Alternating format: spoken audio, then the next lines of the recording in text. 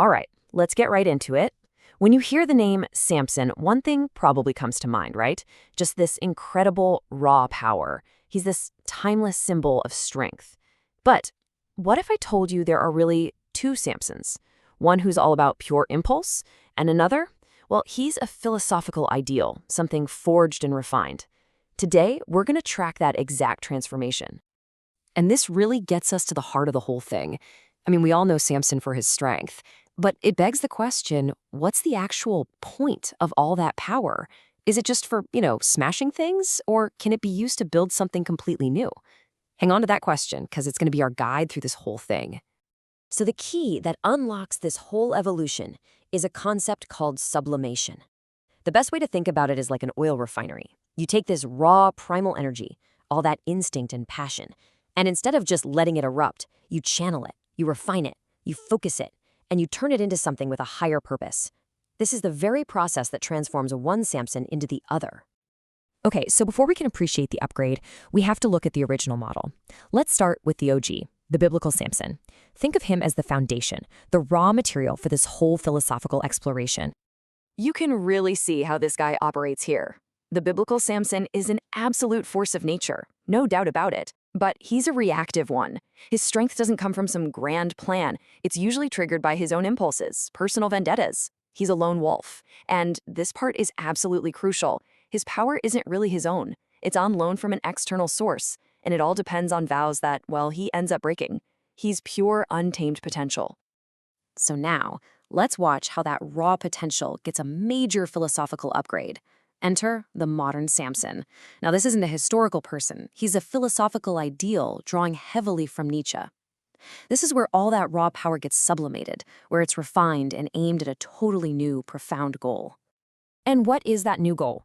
Well, it's not about earning a spot in the afterlife. The modern Samson's purpose is to be a bridge. He is meant to be this difficult, even painful transition for all of humanity, a link between our animal past and what we could become, what Nietzsche called the Overman. So you see, he's not the final destination. He's the dangerous path you have to walk to get there. And this quote just paints the perfect picture. Imagine you're walking a tightrope stretched over a massive, bottomless canyon. According to this philosophy, that's humanity. And this new Samson, he is that rope.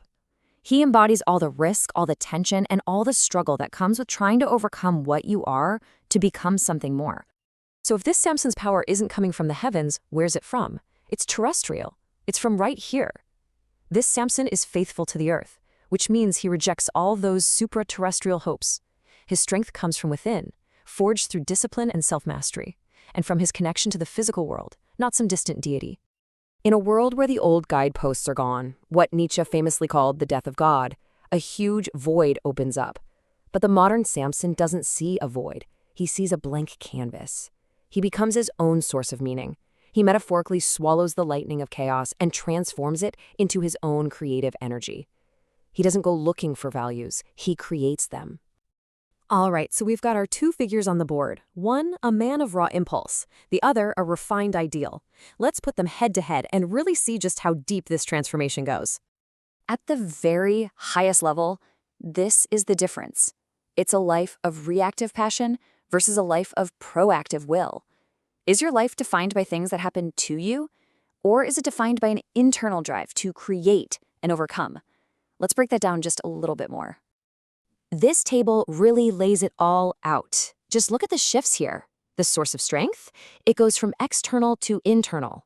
The motivation, from reacting to things to proactively creating yourself. And get this, their relationship to vows is completely flipped. For the original Samson, vows are these passive rules that, when he breaks them, lead to his downfall. For the modern ideal, vows are active tools he chooses, tools for mastering his own instincts.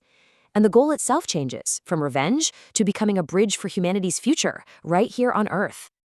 So, after all that, what's the big takeaway? This whole philosophical journey, this whole evolution, can be summed up in one powerful metaphor: the spirit's transformation from a lion into a child. So first you have the lion. This is that destructive but necessary phase. It's the power to say no, to tear down the old rules that were forced on you. In a way, the original Samson was a lion. But that's not the end of the road. The ultimate goal is to become the child, The child is a symbol of a new beginning, of pure creative joy, of saying a wholehearted yes to life and to creating your own meaning.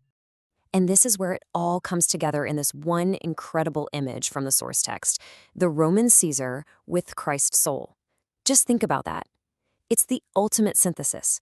You have the immense, world-shaping power of a Caesar, but it's guided by a refined, creative, value-giving spirit.